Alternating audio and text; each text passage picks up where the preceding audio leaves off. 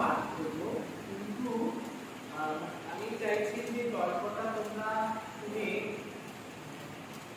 যাতে তোমাদের মধ্যে গল্পটার বিষয়ে কিছু চিন্তা ভাবনা। আমরা গত বছর নাটকের কর্মশালা করেছিলাম, তাই না?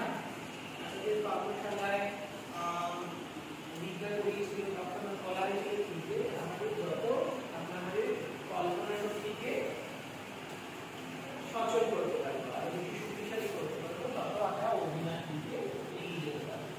তাহলে সেক্ষেত্রে আমরা যে ছোটবেলায় যারা বেশি ছোট ছোট তারা এই কল্পনাটাকে খুব এনজয় করে। যারা দাদার একদিকে দেখো তার কাছে তলোয়ারের মতো, দুটো আঙুল দিয়ে গুলি করে দেয়। ওরা ইন্টাজিং করে না যে দুটো আঙুলি হচ্ছে ওদের বন্ধু, এবং সেটা থেকে গুলি বেরোচ্ছে, তাও আমাকে গুলি খেয়ে মরেও যাচ্ছে, আবার পরপরটা উঠে যাচ্ছে। এই যে ছোটবেলায় সরলতা, এই সরলতা থেকে যে তার যে স্বভাব, সেটা কি অভিনয়। তাহলে ছোটরা খুব সুন্দর অভিনয় করতে পারে, বড়দের থেকেও ভালো অভিনয় করতে পারে ছোটরা, কারণ ছোটরা কল্পনা করতে পারে। আমরা বড়রা সবকিছু মেনে নিতে পারি না। একটা ছোটকে তুমি একটা ঝাঁটাচাটি দিবা, বলে দাও তলোয়ার, ও বলবে হ্যাঁ এটা তলোয়ার। ও সে তলোয়ার চালাবে, হঠাৎ তলোয়ার চালাবে, কিন্তু বড়কে যদি একটা ঝাঁটাচাটি দিবা তোমার তলোয়ার, বলবে এটা কিসের তলোয়ার, তাই না? তাই না? সেই জন্য আমরা এবার যে নাটকটা করবো, এবার কিন্তু সেটা একদম অন্য ধরনের নাটক। এরকম হবে যে স্ক্রিপ্ট থাকবে না, এই কিছু স্ক্রিপ্ট ছিল,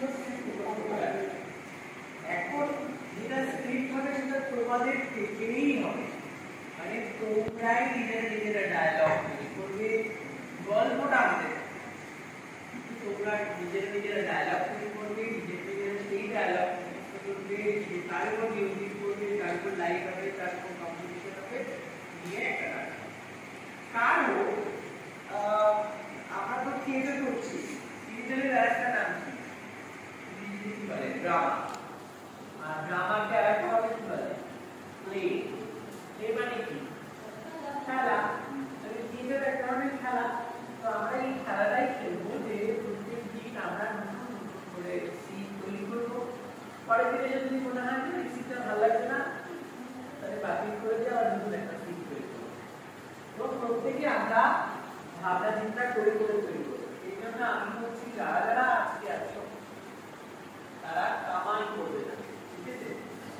কালকে আমরা অফ থাকবে, আবার বুধবার থেকে আমরা কাজ শুরু করবো। আজকে আমি গল্পটা বলছি চীনার বসন্তের পথে। ইয়াসিনের বুবুল সাদ্দাম যখন ছোট ছিল, তখন ওদের ছোট্ট পাহাড়ি গ্রামটা বেশিরভাগ পরিবারের কর্মক্ষম পুরুষরা সেনাবাহিনীতে যোগ দিত। ইয়াসিনের আব্বু দেশ পাহারার সীমান্তে মোতায়েন থাকত। ইয়াসিনের বয়স 10 হলে তার আব্বু তাকে সৈনিক স্কুলে ভর্তি করে দিয়েছিল। সামনাম কিন্তু গ্রামের স্কুলেই পড়তে যেত। সামনাম জানতো উপত্যকায় আর 5 জন মেয়ের মতো সেও গ্রামের স্কুলে 5 ক্লাস অবধি পড়বে। তারপর আরো পড়তে চাইলে যে চড়াই উতরাই পথ পেরিয়ে শহরের স্কুলে যেতে হবে, সে পথ মেয়েদের রোজ যাতায়াতের জন্য তৈরি ছিল না। প্রথমবার ভ্যাকেশনে হোস্টেল থেকে বাড়ি ফিরে ইয়াসিন তার বন্ধু সাবধানকে বন্ধুর জন্মদিন পালনের গল্প বলেছিল।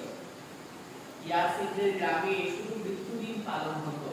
মৃত্যু এসে কেড়ে নিত গ্রামের যে পরিবারের সৈনিককে, সেই পরিবারের সঙ্গে গ্রামবাসীরা শহীদ জওয়ানদের উদ্দেশ্যে চোখের জল ফেলে মৃত্যুদিন পালন করত। সাবধান রাতে ইয়াসিনের একটা খাতায় দুটো কবিতা লেখা। ছোট্টবেলা চেরি গাছের মাথায় চড়ে আঙুল কুচিয়ে দুটা মৃত্যুর ঘরবাড়ি, সড়কের ঝরা চিনার পাতা মারিয়ে শোক উৎসবে যেতাম মা তোমার হাত ধরে। এতদিন পরে দেখলাম জন্মদিন কত সুন্দর, নরম কেক, একটা বড় কাবা আর লাঠি, বন্ধুদের উষ্ণ হাত, কোলাহল, গলা ছেড়ে গাছ, বদনার আমায় মারো মৃত্যুর বাড়ি থেকে। দ্বিতীয়বার বাড়ি ফিরে এসে টিভিতে দেখা বিভিন্ন দেশের যুদ্ধের গল্প বলল শবনমকে। তখনও শবনমের গ্রামে বিদ্যুতের খুঁটি আর বসেনি। শবনম স্বপ্নে দেখতে শুরু করলো দেশ বিদেশের যোদ্ধাদের, যারা দেখতে কেউ বা তার বাবার মতো, কেউ বা গ্রামের আর কোনো পরিবারের সৈনিকের মতো। রাতে চুপি চুপি সেই ইয়াসিনের কবিতা খাতা খুলে পড়লো বিভিন্ন কবিতা। তুমি চাও না, চাও যুদ্ধ হবে, সরাতে চাও যদি জমা বড়,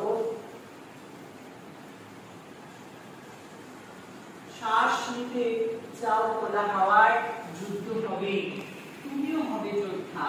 ছেড়ে ফেলো পিরান, করে নাও রণসাজ, তোমার হাতের অস্ত্র বলছে বলুক আজাদি, রোজ কুলচা লাওয়াজ খেতে পারার আজাদি, ফিরোজা রঙের কবিতা আঁকার আজাদি। তৃতীয়বার ভ্যাকেশনে বাড়ি ফিরে এসে আব্বুকে জন্মদিনের জন্য কেক রাখার কৌশল জানালো। তার আব্বুকে জানালো সে ডাক্তার হতে চায়। ইয়াসিন সৈনিক না হয়ে ডাক্তার হতে চাওয়ায় তার আম্মু কাঁদতে শুরু করলো। ইয়াসিন আম্মুকে সান্ত্বনা দিয়ে বলল, আমি ডাক্তার হয়ে আমার আব্বুর মতো যোদ্ধাদের যুদ্ধে ক্ষতবিক্ষত শরীর সারিয়ে তুলব। সেই রাতে শবনম আবার খুলে বসলো ইয়াসিনের কবিতার খাতা। এক টুকরো ইস্পাত হারালো, হতে পারে বিয়োগের ফলা, অথবা জীবনের সাপেক্ষে এক হাতিয়ার।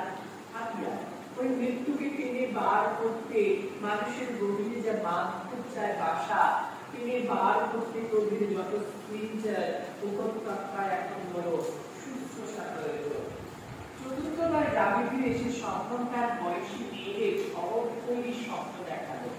তার পাহাড়ি গ্রামের বোরখা পরা মেয়েরা যখন জানতে চাইল গ্রামকে শহর বানানো বাস্তবে কিভাবে সম্ভব, তখন সে জানালো শহর তৈরি করতে গেলে আগে রাস্তা তৈরি করতে হবে, তারপর এক এক করে বিদ্যুৎ, পানীয় জল, হাসপাতাল, দোকানপাট, ব্যাংক ও হাই স্কুল, কলেজ বানিয়ে ফেলতে হবে। শেষে ব্যাংক থেকে লোন নিয়ে অথবা জেলার নিজের জমানো টাকা দিয়ে আমরা এক এক করে একটা বাড়ি বানিয়ে গ্রামটাকে শহর বানিয়ে ফেলবো। তবে আপাতত আমাদের শুধু রাস্তা তৈরি করার দায়িত্ব নিতে হবে প্রত্যেককে। শবনম দেখলো ইয়াসিনের কবিতার খাতায় লেখা হয়েছে এক কবিতা, তোমার কাছে যাব বলি চাই রাস্তা। একটা চমৎকার পরিচ্ছন্ন সরণি, দুপাশে চিনারের সারি, মাঝে মাঝে আপেল বাগিচা।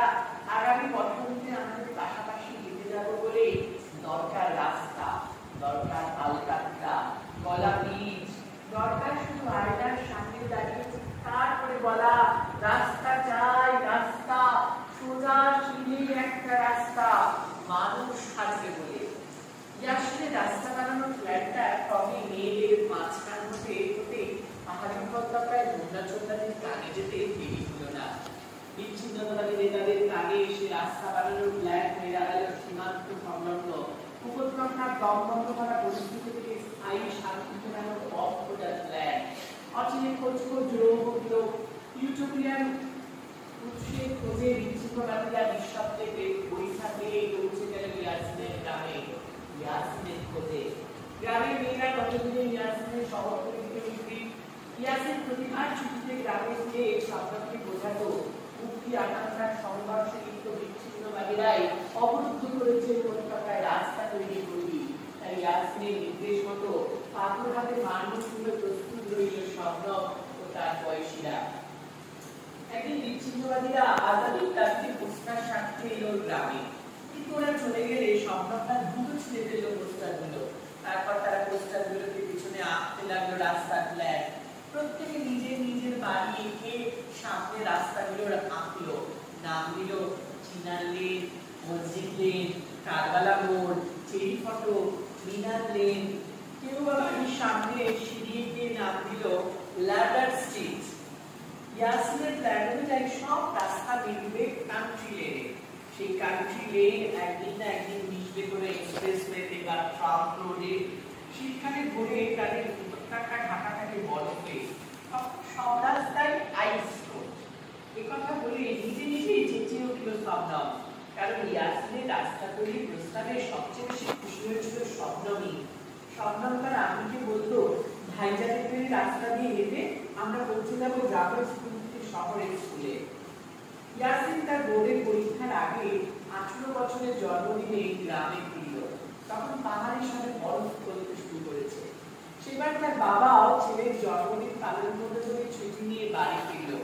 জন্মদিনের দিন জানালার কাছে বসে ইয়াসিন তার বাবাকে বলেছিল, ভূগোলের ম্যাপে আমাদের উপত্যকাটি দৈর্ঘ্যে 7 মাইল আর প্রস্থে 30, অথচ একটি মাত্র হাইওয়ে এই উপত্যকার বুক চিরে গেছে। শুধু তাই নয়, সামরিক নিষেধাজ্ঞায় মাঝে মাঝে এই একটি মাত্র জীবনরেখাতে নিষিদ্ধ হয় অসামরিক পরিবহন। আপাতত নিজেদের পথ নিজেদের উদ্যোগেই বাড়াতে হবে। স্বাধীনতাই যে রাস্তার মুখ্য উদ্দেশ্য হবে। সেদিন গোটা এলাকায় স্বতঃস্ফূর্তভাবে স্থায়ী জরুরিকালীন অবস্থা জারি হয়েছিল। আমি আর সম্ভব রান্না করে সাবা বানাতে ব্যস্ত ছিল। ঠিক তখন গোটা গ্রাম কাঁপে ফাটলো শেলটা। জানলার পাশে ফাটা শেলটার যে অংশটা ছিটকে এসে শরীরে আঘাত করলো, তার বসে ইয়াসিন হারালো তার বাগানি বৃষ্টি, কিন্তু আব্বু তখনই খুলে পড়লো মৃত্যুর কোলে। নিঃসন্দেহে সেবারের গ্রীষ্মকাল বহু হিংসাত্মক ঘটনার সাক্ষী রইল। তার দোষ অবশ্য অনেকটা ইয়াসিনের দিকে গেল, কারণ উপত্যকার অনেকে ইয়াসিনের শহরতলী ইউটোপিয়ান গল্পকে বিশ্বাসযোগ্য মনে করেনি। অন্ধ ইয়াসিনের দৃষ্টি জানালে শহর তৈরি হওয়ার আগেই উপত্যকার আনাচে কানাচে ঘাঁটি কাটতে লাগলো বেআইনি অনুপ্রবেশকারীর দল। এরপর থেকে ইয়াসিন ও শব্দান্তের গ্রামের ঘরে ঘরে প্রতি শিবির থেকে ঘন ঘন মৃত্যুর খবর আসতে লাগলো। গ্রামে বাড়লো অনুপ্রবেশকারীর সংখ্যা। শোনা যেতে লাগলো আজাদি স্লোগান আর সেনাবাহিনীর বুটের আওয়াজের সঙ্গে সঙ্গে দুমট মেঘের মতো ভেসে বেড়াতে লাগলো ভয়, দ্বিধা ও গুজব। তবু ইয়াসিন ভাবতো একদিন তাদের গ্রামটা সফল হয়ে উঠবে। ভাবনায় কেটে গেল দিনের পিঠে মাস, তারপর বছর ও শেষে দশক। ইয়াসিনের গ্রাম সমেত উপত্যকার অনেকটা এলাকা নাকাবন্দি হওয়ার পরিস্থিতি আরো ঘোরালো হলো। ইয়াসিনের আব্বু দুদুর গাড়িতে উপত্যকা ছেড়ে চলে যেতে। ইয়াসিন বাড়ির সামনে চেনা পথটায় হাঁটতে হাঁটতে চিনার পাতার মর্মর শব্দ শুনতে পেত। সময়ের সঙ্গে সঙ্গে যে অসুখ সেরে যায় তার চিকিৎসা চলে, কিন্তু সময়ের সঙ্গে সঙ্গে গ্রামটাকে সফল বানানোর ইচ্ছা করে ব্যক্তি আকার হয়ে ইয়াসিনের মনে। কান্না তার চোখের কোল দিয়ে ছোট সর্দার মতো নেমে আসতে ভুল করে। শেষ আমি আর ভাবলাম ইয়াসিনকে লিখতে বলে বাড়ি ও বাড়ি সংলগ্ন পাহাড়ি জমিটা বেঁচে দেওয়ার অনুপ্রবেশকারীকে বেআইনি ভাবে বেশি দাবি। ইয়াসিনকে বললেও কয়েক মাসের জন্য তারা শহরে গিয়ে ভাড়া বাড়িতে থাকবে চোখের চিকিৎসার জন্য।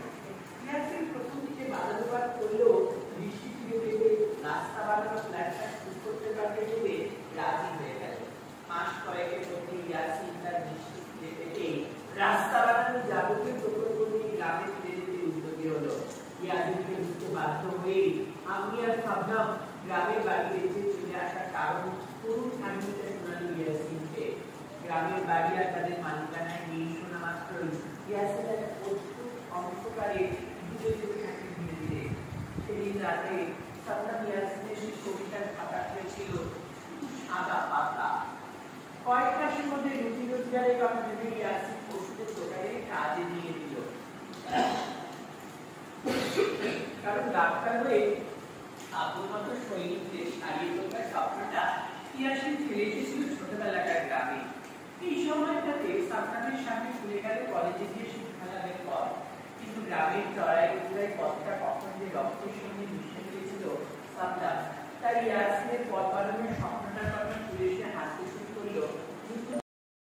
অন্তর্ভুক্ত ছিল নতুন নতুন হাইওয়ে নির্মাণ, যেগুলো এক শহর থেকে আরেক শহরে চলতে পারবে খুব কম সময়ে। এই প্রকল্পের কথা কিভাবে যেন জেনে গেল রাস্তা তৈরির জন্য পাগল ইয়াসিন। এই প্রকল্পের মধ্যে অন্যদিনের মতোই একটা দিন ওরা ইয়াসিনকে ওষুধের দোকান থেকে তুলে নিয়ে গেল। গাড়িটা পাহাড়ি রাস্তা পাড়ি দিয়ে যখন থামলো তখন ওরা ইয়াসিনের চোখের বাঁধন খুলে দিল। বহু যুগ বাদে হলেও ইয়াসিন চিনতে পারলো তার ছোটবেলার গ্রামটাকে। এটাকে সে শহর বানানোর স্বপ্ন দেখলো।